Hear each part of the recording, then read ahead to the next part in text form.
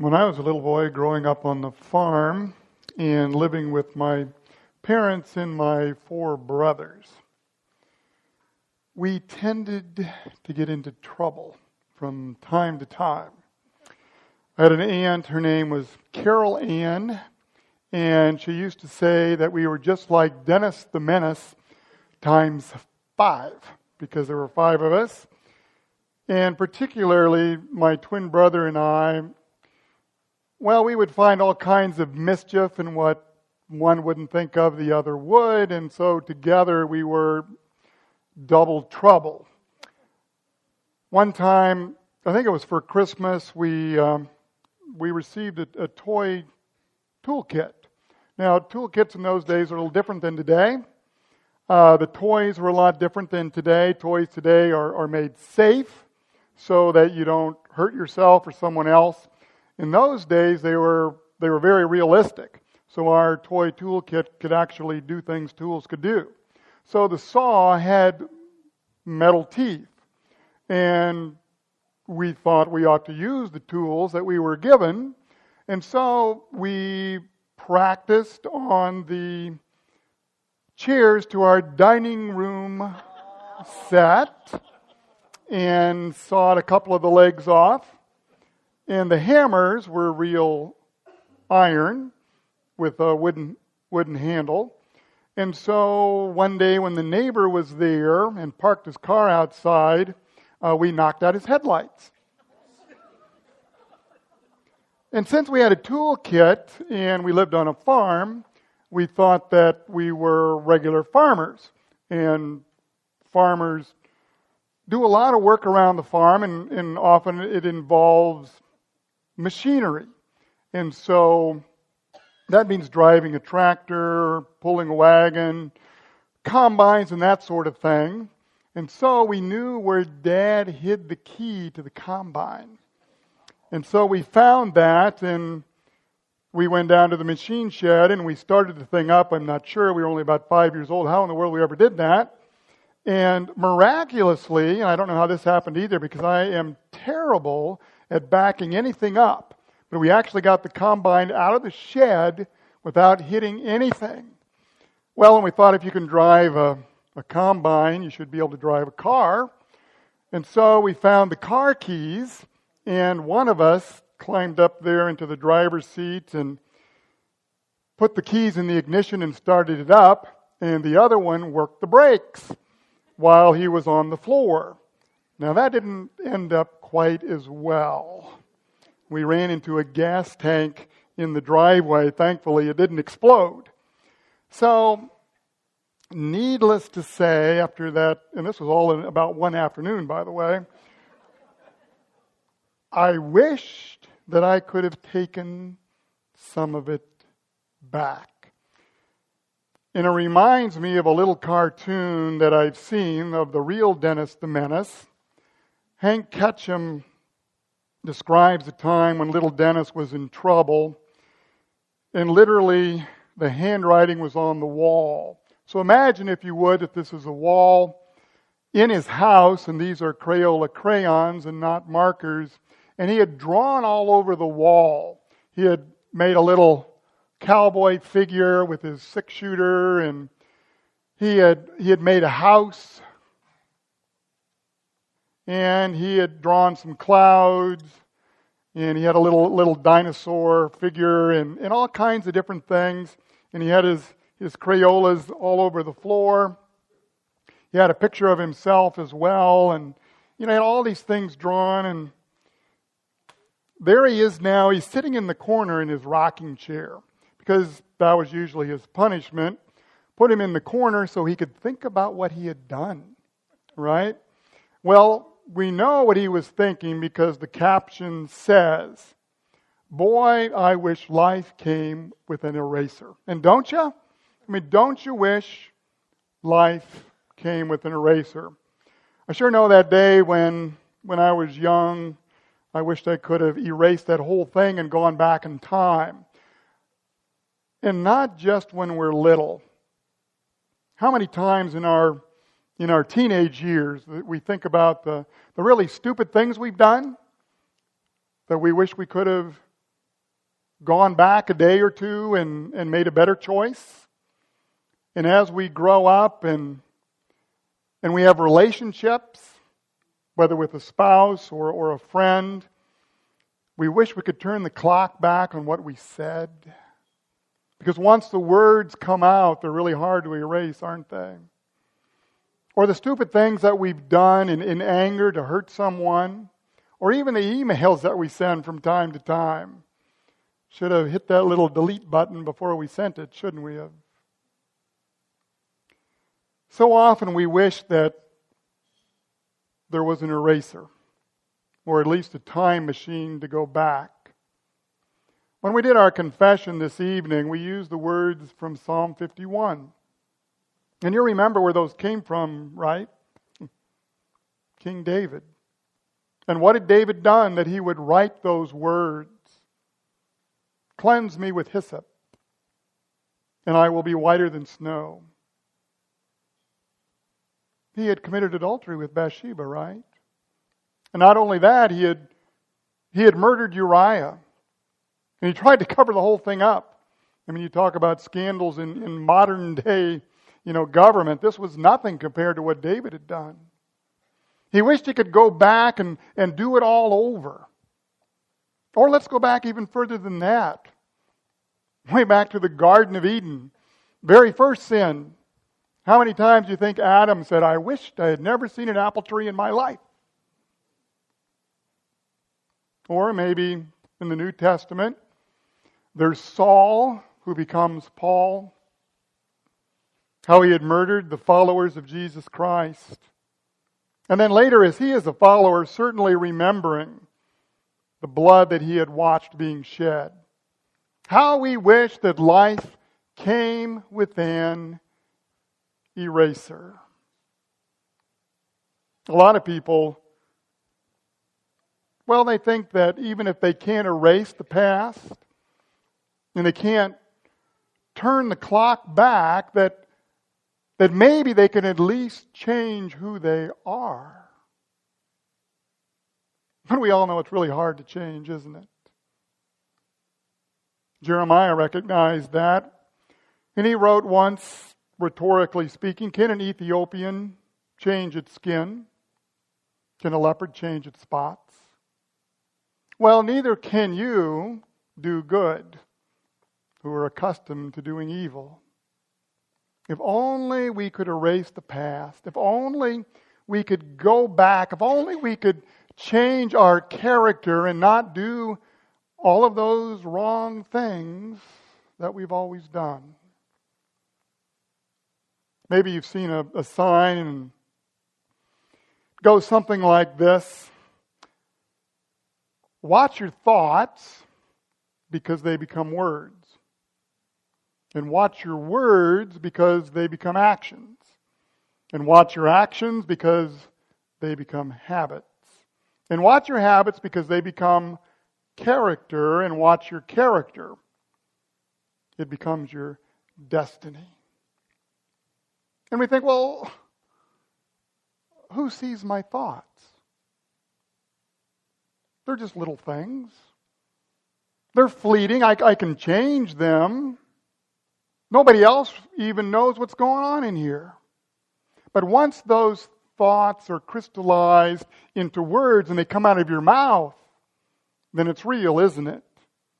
And once those words then formulate the actions that you are going to take, now it's not so easy to take it back anymore, is it? And once those actions continue over and over, it becomes a habit. And we all know how difficult our habits are.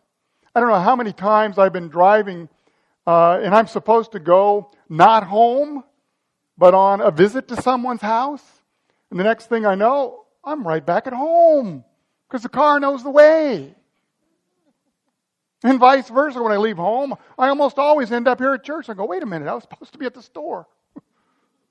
It's a habit. So often we just fall into this rote of what we are accustomed to do. Now the world says, hey, you can change. It's not that hard. I stopped by the library today and I picked up a couple of books.